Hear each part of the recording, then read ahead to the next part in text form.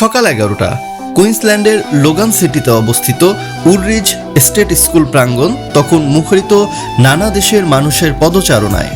Multicultural mailer এর উদ্যোগে আয়োজিত এই ইট ফর অল উৎসবে সকাল থেকেই জড়ো হতে থাকেন ব্রিসবেন, ইপসুইচ এবং লোগান সিটির মুসলিম কমিউনিটির সদস্যরা।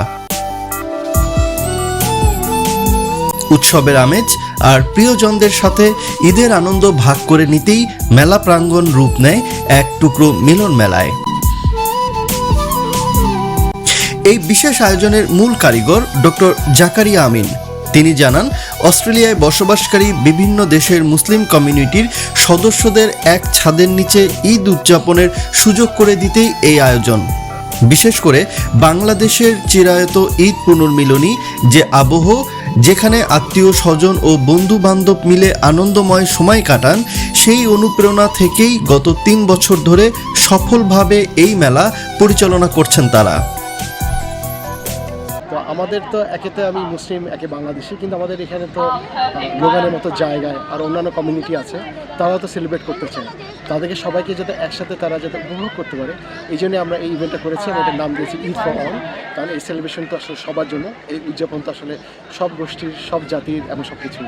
আমরা বাংলাদেশ থেকে দেখেছি যে আমরা যেভাবে হিন্দু, বৌদ্ধ, মুসলিম সবাই মিলে সেলিব্রেট করি, আমি ওইটাকে এখানে নিয়ে আসতে চেয়েছি। এবং আমার কাছে মনে হচ্ছে যে লোগান হচ্ছে এটার জন্য পারফেক্ট স্পট। প্রতি বছরের মতো এবারও বিভিন্ন দেশের মুসলিম কমিউনিটির সদস্যরা স্বতঃস্ফূর্তভাবে এই মেলায় অংশ নিয়েছেন।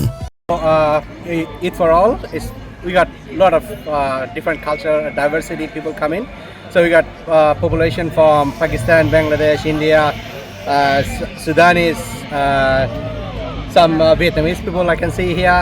So it's a mix up. So this third time they are doing in a row, and I will see more and more people will be involved in future.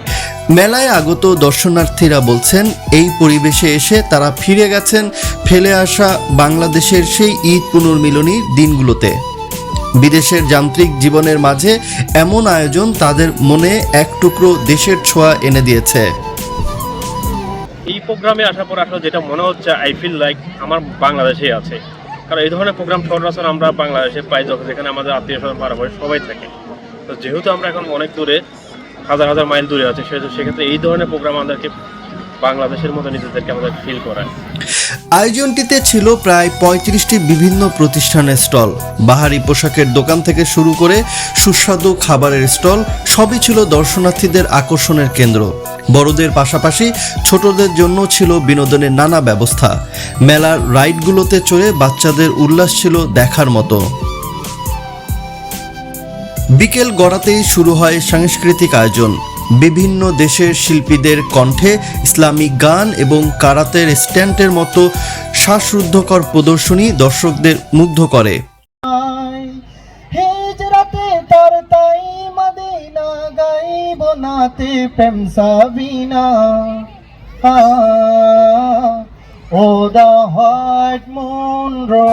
পশ্চিম আকাশের সূর্য আড়াল হওয়ার সাথে সাথেই মেলা প্রাঙ্গণ সেজে ওঠে নানা রঙের আলোকসজ্জায়।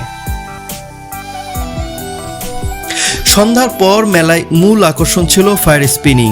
আগুনের এই খেলা দেখে উচ্ছ্বসিত হয়ে ওঠে ছোট বড় সবাই। এরপর বহুল প্রতীক্ষিত র্যাফেল ড্রর মাধ্যমে বিজয়ীদের হাতে পুরস্কার তুলে দেওয়া হয়। সবশেষে রাতের আকাশে ফায়ারওয়ার্কস বা আতশবাজির আলোক ঝলকানির মধ্য দিয়ে পর্দা নামে এবারের ঈদ পুনর্মিলনী মেলার। Hasan Tanvir, Logan city, Queensland, Australia.